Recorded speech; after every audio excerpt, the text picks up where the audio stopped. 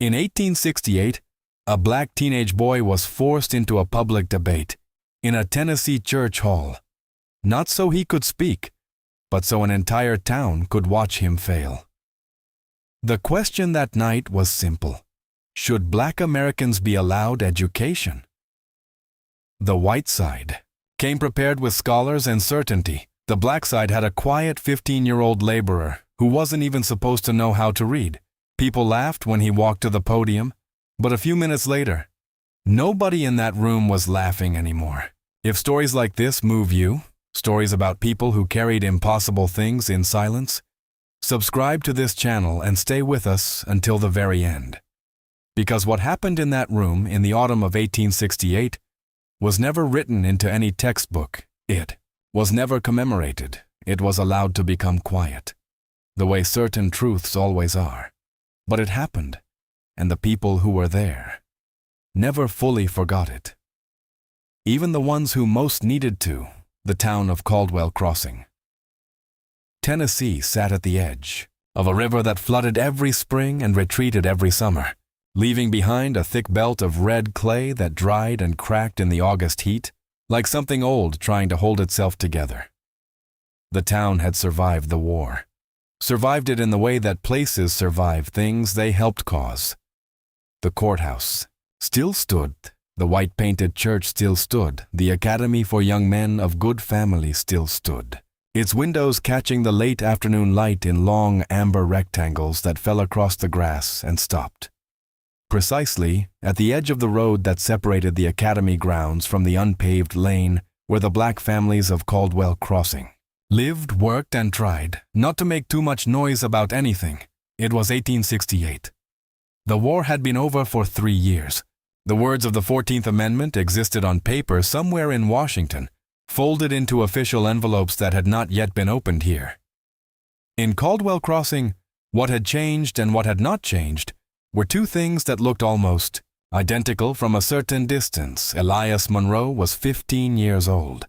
He was not particularly large for his age. He was not, in any way that the people around him would have recognized, remarkable looking.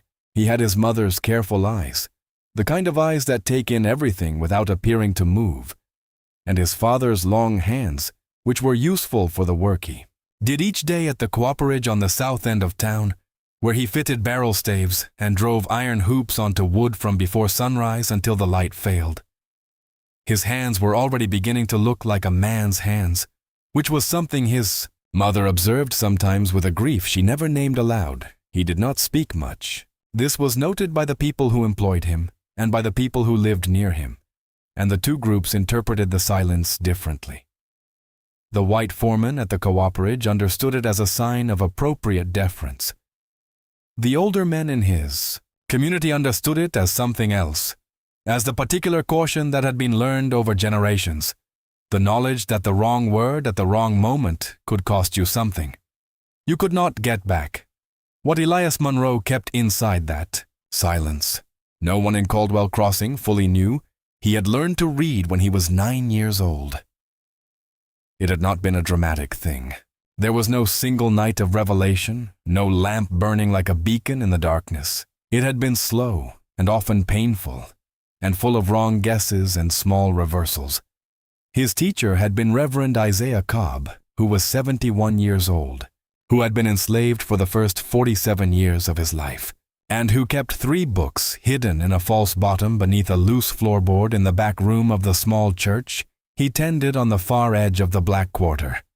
A King James Bible, a battered copy of a Roman history in simple English translation, and a cloth-bound volume of speeches by Frederick Douglass that someone had left on a road in Kentucky in 1863, and that had found its way, through a series of hands the Reverend never fully explained, into his possession. Reverend Cobb had taught perhaps a dozen children in the years since emancipation. He taught them with extreme care and extreme silence. He taught them in increments, during the hours between midnight and the first gray suggestion of morning. He taught them in a language stripped of urgency, because urgency attracted attention, and attention, in Caldwell Crossing, Tennessee, in 1865 and 1866 and 1867, was not something a black child could afford in excess. He had begun with Elias the way he began with all of them, with the Bible not because he was particularly doctrinaire about it, but because the Bible was the one book that white people sometimes allowed black people to have, since they had long convinced themselves that the only parts worth reading were the parts about obedience and suffering, and that the rest of it, the parts about liberation and justice and the drowning of the armies of Pharaoh, would simply not penetrate minds they had already decided were incapable of penetration. They were wrong about that. Elias progressed through the Bible quickly, and then through the Roman history, and then through the Douglas speeches, which he read so many times that the pages softened at their edges, and the words began to feel, when he ran his finger across them in the dark, like something almost tactile, like a landscape he was learning to move through. He had begun, by the time he was 12, to find old newspapers where he could, in refuse piles and gutters, and to carry home the parts that were still legible, reading them at night with a candle end burned low enough that its light would not show under a door. He never told anyone except the Reverend. Not his mother, not the 2 boys he walked to the cooperage with each morning. The knowledge lived inside him the way a banked fire lives inside cold ash, present, warm, invisible to anyone who did not know to look. By the time he was 15, Elias Monroe had read more than most of the young men at the academy had read. He had read parts of Cicero in translation. He had read portions of the Federalist, papers from a water-damaged copy that was missing its first 30 pages. He had read, slowly, in fragments, over the course of several months, the complete text of the Lincoln-Douglas debates, as reprinted in a newspaper from 1858, that had been used to line the bottom of a crate, and which he had unfolded, smoothed with the heel of his palm, and preserved under his mattress as carefully, as if it were a living thing. He never spoke any of this aloud. He had learned, with absolute clarity, that his education was the most dangerous thing about him. The man who discovered it was named Aldous Graves. Graves was 53 years old, and he was, by any measure available to Caldwell Crossing, a distinguished man. He had studied theology in Nashville. He was an elder of the First Presbyterian Church and chairman of the Academy Committee, which oversaw the curriculum and governance of the Caldwell Academy for Boys. He had served briefly in the state legislature before the war and was expected to serve again. He was tall and silver-haired and spoke in the measured cadences of a man who had spent his life being listened to. He was not cruel by temperament. He genuinely believed that he was a thoughtful person. He also believed, with the same calm certainty with which he believed in Scripture and the proper order of seasons, that there existed a natural hierarchy among men, not merely economic, not merely circumstantial, but essential, rooted in providence itself, and that any attempt to overturn this hierarchy was not simply a political error, but a kind of spiritual disorder, a violence done to the fabric of creation. He believed this without malice. He believed it the way a man believes in the correctness of mathematics, as simply true, requiring no emotional support to sustain it. This was, in some ways, what made him more formidable than a man who hated. Hatred can be argued with. Calm conviction is harder to reach. He encountered Elias on a Thursday afternoon in September. At the cooperage, Graves had stopped to discuss a barrel order with the foreman, and Elias had been sent to the office to retrieve a manifest, a document he was meant to bring without reading, the way a delivery boy carries a sealed envelope. He had read it, of course, in the few seconds it took to pick it up from the desk. It contained a discrepancy in the accounting, a minor one, but real, and without thinking, because he was tired and because his guard had dropped in the private space of the empty office. He had mentioned it when he handed the document over, quietly, matter-of-factly. Pointing to the specific line, the foreman had looked at him with an expression Elias could not immediately read. Aldous Graves had been standing in the doorway. What followed was not immediate. It rarely is, in these things. Graves made inquiries. He spoke to the Reverend carefully, without revealing what he knew, asking general questions about the character and habits of the boys in the neighborhood. The Reverend gave him nothing, but Graves was observant, and what the Reverend chose not to say told him as much as what he said. Within 2 weeks, Graves had arrived at a conclusion that he found more interesting than troubling. A black boy at the cooperage could apparently read. Could apparently reason had, it seemed, acquired some rudimentary education through means that were. He was diplomatic about this, even in his own mind. Irregular. He brought this to the Academy Committee not as a concern, but as an opportunity. There was, he explained, a conversation that needed to be had publicly in Caldwell Crossing. A conversation about education, about capacity, about the proper limits of Reconstruction's ambitions. There were men in Nashville and in Washington who were arguing, with increasing volume, that colored citizens deserved equal access to schooling and to intellectual and civic life. The committee, he argued, should address this directly, before the argument arrived on their doorstep by force. He proposed a public debate to be held at the church hall in October. The proposition whether black Americans should be granted equal access to education and intellectual leadership. The Academy's finest debater, young Robert Hargrove, 17, the preacher's son, who had won 3 regional competitions and who spoke with the rolling confidence of a young man who had never once been told he occupied too much space, would argue against, and in the interest of demonstrating the full consideration of the question, they would invite the boy from the cooperage. To argue in favor, there was around the table quiet laughter. Not cruel laughter. That is important to understand. The laughter of men who found a thing slightly amusing, because it was so obviously not a contest. Reverend Cobb sat with Elias in the back room of the small church for 3 consecutive nights. After the invitation was delivered, "You understand what this is," the Reverend said. He did not make it a question. Elias understood. He had understood from the moment the invitation arrived, written in Graves's precise courtly script and delivered to the cooperage as if it were a courtesy, that the event was not designed for him to win.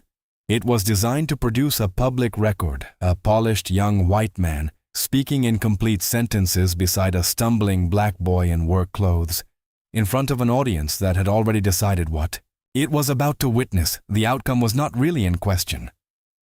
The performance was the point. I could refuse. Elias said you could, Cobb said. They sat with that for a while. But then it's decided for you, Cobb said at last, without your voice in the room at all. Elias looked at the books on the shelf, the 3 books, the ones he had moved through in the dark over the years, until they were as familiar to him as the shape of his own hands. He thought about the Roman history and the speech about self-ownership he'd found in it, the one he'd copied into the margins of a discarded almanac in letters so small they were nearly invisible. He thought about the debate transcripts, about the way a man could use words not as weapons, but as lamps, as illumination, not assault about. The difference between winning an argument and making someone feel what they already knew but had been refusing to feel. Then I'll go, he said. He did not say it with drama. He said it the way he said most things, quietly, with a kind of finality that left no room for further discussion. The Reverend nodded. He reached under the loose floorboard and brought out the Douglas volume. He placed it on the table between them and did not open it. He simply left it there, like an object that already contained everything that needed to be said. The night of the debate arrived on the 3rd Thursday of October. The church hall filled earlier than anyone had expected. This was itself a kind of information about how the town understood what it was attending, not as a genuine inquiry but as a spectacle, the sort of event that people want to witness firsthand, to be able to say later, with great authority, that they were there when it happened. The pews on the left side were filled with the town's white citizens. The right side was allowed for colored attendees, A smaller contingent, mostly older men and women who had come not out of anticipation, but out of something closer to solidarity. The way a family gathers when one of its own is about to be put through something difficult. Elias's mother was there. She sat in the fourth row on the right side and looked straight ahead, and held her hands in her lap, with a stillness that was not calm. Aldous Graves opened the evening with a brief statement of purpose, civil, gracious, admirably balanced in its language. He spoke of the importance of robust debate in a democratic society. He spoke of Caldwell Crossing's commitment to rigorous inquiry. He said the name of each participant with equal formality, which produced, on the left side of the room, the kind of restrained amusement that polite people express by almost smiling. Robert Hargrove spoke first. He was, by any accounting, extraordinary. He was 17 and already had the bearing of a man who expected to be a senator. He had dark eyes and a preacher's instinct for rhythm. He knew where to slow down, where to let a sentence hang in the air before its resolution. He argued, and he argued it well, with genuine intellectual confidence, that education was not a matter of rights, but of readiness. That the project of civilization had taken centuries of cultivation, that the proper sequencing of social progress required patience, and that haste in such matters, the kind of haste being advocated by certain parties in Washington, was not compassion but recklessness. He quoted Aristotle. He quoted Burke. He quoted the Apostle Paul. He was persuasive in the way that only someone who has never had to question the basic assumptions underlying his worldview can be persuasive, completely, fluently, without any of the friction that comes from lived contradiction. The left side of the room received him warmly.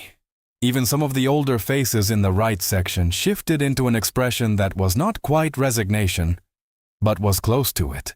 The look of people who have watched this kind of performance before and know how it ends.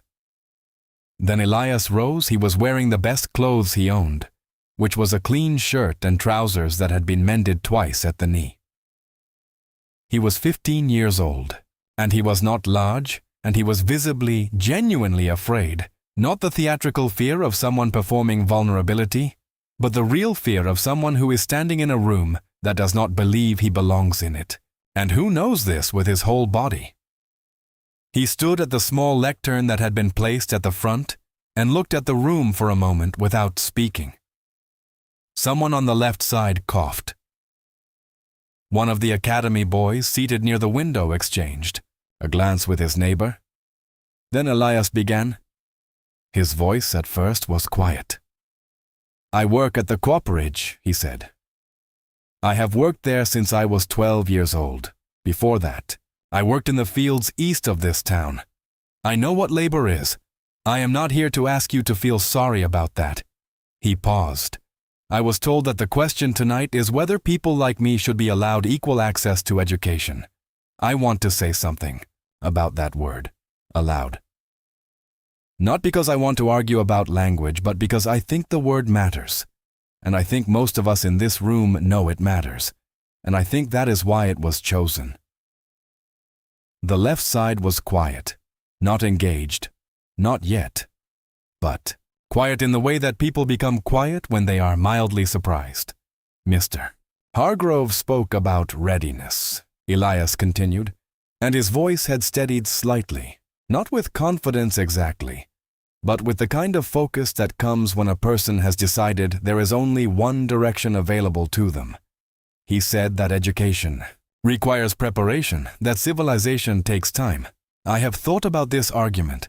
I have heard it many times, in many forms, and I want to say, honestly, not argumentatively, that there is a problem with it that I believe everyone in this room can understand if they are willing to. He looked at the room, not performing. Looking, you passed laws making it illegal for us to learn to read. Some of those laws were still on the books when I was a child. And then, and I am not saying this with anger, I am saying it because it is simply what happened. You pointed to us and said we were ignorant. You said our ignorance proved we were not ready.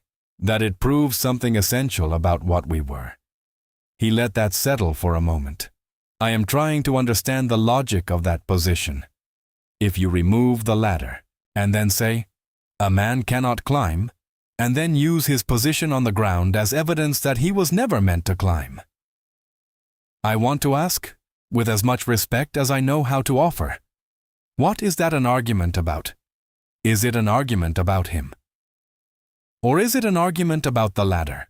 On the left side of the room, a woman in a gray dress looked down at her hands. Elias went on. He did not raise his voice. He did not call names or assign blame with the directness that would have made the room recoil into defensiveness. He spoke instead about specific things, about what it costs a person to hide what they know in order to be safe, about the particular exhaustion of performing ignorance as a survival strategy, about what it does to a child. To grow up understanding that being perceived as intelligent is a threat to his life. He spoke about these things with a plainness that was more devastating than rhetoric would have been, because it was simply accurate. It was the description of a reality that everyone in the room had, in one way or another, participated in constructing, and he described it without accusation, which somehow made it harder to dismiss. Hargrove quoted Aristotle. Elias said, near the middle of his address, Aristotle believed that some people were slaves by nature. He wrote this in a book that was taught to every educated man in Greece and Rome. He was considered the greatest mind of his age. I am not saying he was not brilliant. I am saying that brilliant men have, throughout history, constructed careful and elegant arguments for things that were wrong, not because they were evil, because they needed them to be true, because the world they had built required it. Aldous Graves, seated to the left of the lectern, had gone very still. I have read that same Aristotle, Elias continued, in the same translation Mr. Hargrove uses. I have also read the Federalist Papers and the Constitution and 3 years of the Nashville newspaper when I could find copies. I am not telling you this to impress you. I am telling you because I want you to understand something. He looked at the room again. Really, looked at it. The question of whether we are capable of being educated has already been answered. It is being answered in this room, right now. The only question left, the only real question, is what you are going to do with the answer. The silence that followed was not the silence of a crowd gathering itself to applaud. It was something else, more uncomfortable. More interior. It was the silence of people who have just heard something they cannot immediately argue against, and who are not yet sure whether they intend to try. Some people were looking at the floor. One of the academy boys, near the window, had turned his face slightly away, as if toward a brightness that was too direct. Robert Hargrove was given the opportunity to respond. He did so. He was composed and articulate, and he covered the expected ground about providence and order and the practical limits of social reorganization. Was good at it. He was very good at it. But something in the room had shifted, subtly. The way a room shifts when the temperature changes by a single degree. Nothing visible, nothing you could point to, but something unmistakable to anyone paying close enough attention. At the end, Aldous Graves rose and thanked both participants and spoke about the importance of civil discourse, and said that Caldwell Crossing was proud to host such a rigorous exchange of ideas. He did not announce a winner. He did not need to. The event had been structured so that the question of winning never officially arose, so that Elias could leave without a victory and without a formal defeat, which was, of course, itself a kind of answer. There was polite applause from the left side. On the right side, Elias's mother sat with her hands still in her lap and her face arranged into an expression that told nothing about what was happening behind it. Outside, afterward, in the cold October air, Elias stood near the bottom of the church steps. A few men from the colored section passed him and said his name quietly, with a nod, in the way that people acknowledge something they witnessed together without having words for it. Yet, an older woman pressed his hand briefly without saying anything. The Reverend appeared beside him after a while and stood there without speaking, which was his habit when speech seemed like the wrong tool for what was required. A young white man from the academy, one of the boys who had been seated near the window, walked past them on his way to the road. He stopped. He stood there for a moment. With his hat in his hands, he looked at Elias and then looked away, and then looked at him again. He did not say anything. He walked on. Elias watched him go. He did not know what to make of it. He was not sure it meant anything. He was not sure it did not. In the weeks that followed, nothing changed in Caldwell Crossing. None, officially. Not visibly, Elias went back to the cooperage the next morning, and the morning after that. He fitted barrel staves and drove iron hoops onto wood. He kept his silence. He read, at night, by the light of a candle end. I and Reverend Cobb continued their sessions in the back room of the small church, working now through a partial volume of Latin grammar that the Reverend had acquired through means he chose not to specify. The debate was not written about in the local paper. It was not formally recorded anywhere in the accounts that Caldwell Crossing maintained of itself, in the minutes of the Academy Committee, in the church records, in the social memory of the town's leading families. The evening passed into a silence almost total. But something had happened in that room. It was not the thing that stories like to say happens. It was not a mass conversion, not a moment of collective awakening, not the beginning of anything that could be traced along a clear line to a better future. Most of the people in that room went home and went on believing what they had believed before, because belief does not change in a single evening, and because there are powerful forces that keep particular beliefs in place, forces social and economic and psychological and spiritual, and no 15-year-old boy with a quiet voice can dismantle those forces in a church hall on a Thursday night in 1868. But some of them, not all, not most, but some, carried something home with them that they had not carried in, a discomfort that would not entirely resolve. The memory of a face that had not looked afraid when it probably should have. The specific image of a boy pointing, plainly, at a ladder that had been deliberately removed, and asking, not accusingly, not dramatically, but with a kind of devastating calm, what that removal was actually an argument about. There is a particular kind of truth that, once heard, cannot be fully unheard. Not because it transforms people, it often does not, but because it creates, in the place where it lands, a small and permanent friction. A thing that does not go away, a thing that sits, for the rest of a life, in the space between what a person professes to believe and what they cannot quite stop knowing. That friction is not justice. It is not, by itself, enough. It never has been. But it is something. It is the beginning of the discomfort that honest reckoning requires. And in a world that had spent 200 years building elaborate and sophisticated structures to avoid that discomfort, the planting of it, quietly, without applause, in a single room in a single town in the autumn of 1868, was not nothing. Elias Monroe continued to live in Caldwell Crossing for 4 more years. He taught himself Greek in fragments. He wrote, in a journal he kept hidden with the Reverend's books, long essays on the subjects that occupied him, on law, on language, on the nature of argument, on what it means to possess a mind in a world that insists upon its absence. He wrote in small, careful letters, filling the pages completely, leaving no margin unused. At 19, he left for Memphis with $3 and the cloth-bound Douglas volume, which the Reverend pressed into his hands at the edge of town at dawn without ceremony. In the way that the Reverend did most important things, he became, in the years that followed, a schoolteacher, then a principal.